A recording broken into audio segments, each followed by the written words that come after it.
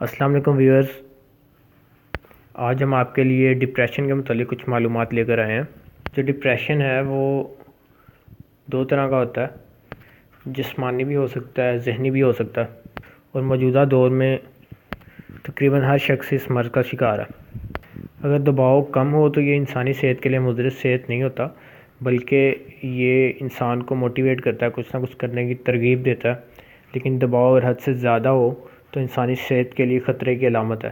دباؤ کو شکست دینا بہت آسان ہے، بس مندرجہ ذیل 6 باتوں پر عمل کو اپنا معمول بنا لیں اور پھر دیکھیے دباؤ کیسے دم دبا کر بھاگتا ہے۔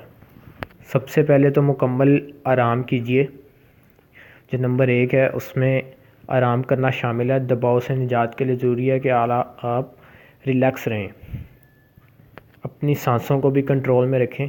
جب سانس اندر کھینچیں اور باہر پھینکیں تو 5 منٹ تک اس عمل پر اپنی توجہ مرکوز رکھیے اور اس عمل کو مکمل طور پر محسوس کیجیے۔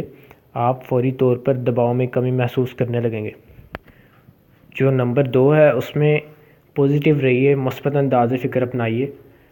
حالات کتنا ہی منفی رخ اختیار کیوں نہ کر لیں، انہیں خود پر حاوی نہ آنے دیں، بلکہ ہر وقت یہ سوچیں کہ آپ خوش ہیں، مسائل حل ہو جائیں گے۔ اگر آپ مثبت سوچیں گے تو دباؤ آپ کا کچھ نہیں بگاڑ سکتا۔ تیسرے نمبر پہ آپ کوئی ایسا دوست بنا لیں جس سے آپ اپنے راز کی بات بتا سکتے ہیں، شیئر کر سکتے ہیں، یا اگر آپ میرڈ ہیں تو آپ اپنے ہسبینڈ یا وائف کو اس کے متعلق ضرور بتائیں۔ اور ماہرین یہ بھی کہتے ہیں کہ اگر آپ کسی کو نہیں بتا سکتے تو آپ کمرہ بند کر کے زور زور سے کچھ دیر کے لیے چیخیں مار سکتے ہیں، جس سے آپ کا ڈپریشن کم ہوگا۔ چوتھے نمبر پہ آپ نے خود کو وقت دینا ہے، خود کو وقت دیجیے۔ اپنی شخصیت پر توجہ دینا بہت ضروری ہے، ساتھ ہی خود کو آرام بھی پہنچائیے۔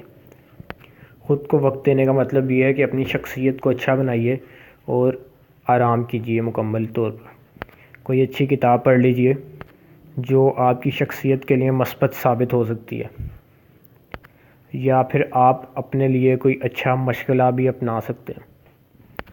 نمبر 5 پہ جو پوائنٹ ہے وہ بہترین اور متوازن غذا منتخب کیجیے۔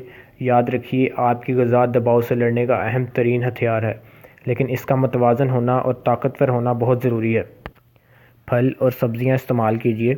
اگر آپ تمباکو نوشی کے عادی ہیں تو اس سے پرہیز کیجیے اور اسے چھوڑ دیجیے۔ نمبر 6 پہ جو پوائنٹ ہے اس پہ آپ نے ضرورت سے زیادہ کسی سے امید نہیں رکھنی۔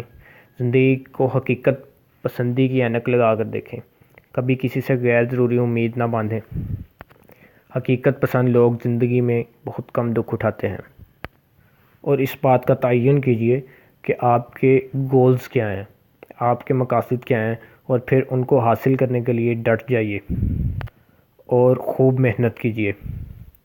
جو بات ناممکن ہے اسے ممکن بنانے کی کوشش نہ کریں، کیونکہ ناکامی کی صورت میں آپ پر دباؤ بڑھ جائے گا اور یہ دباؤ کسی بھی صورت آپ کے لیے مفید نہیں۔